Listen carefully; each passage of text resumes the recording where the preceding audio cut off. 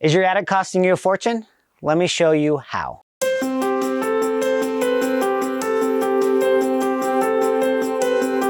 I'm TJ with EcoElements. Today we're going to talk about your attic. The way I like to relate this to homeowners is this is like a cooler that you take to the lake. If you load all your drinks and ice into a cooler, you take it to the lake, but you don't ever bother to shut the lid of that cooler. Naturally, that's going to affect what happens to the drinks and the ice inside of the cooler. When it comes to your attic, according to the US Department of Energy, 90% of homes are under-insulated.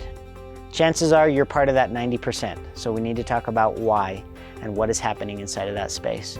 First things first, insulation, the light and fluffy stuff. There's a few different versions of this in the space from a blown-in perspective. You have cellulose, you have Rockwool, you have fiberglass. They're gonna be either gray, pink, yellow, or white. Over time, that insulation that's light and fluffy is going to settle. We should be reapplying that insulation roughly every 10 years to the base layer of that insulation. As you do that, we're gonna spread out those air molecules even further, and we're gonna stop that heat flow or that transfer into your living space. The R value of your insulation is very important.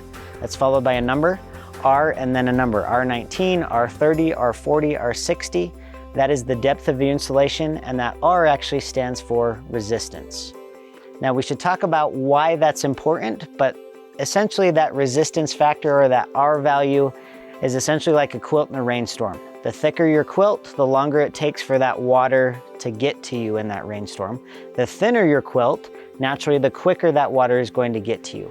Hence, it's going to affect the run times of your furnace in the winter and your HVAC and your air conditioning in the summer.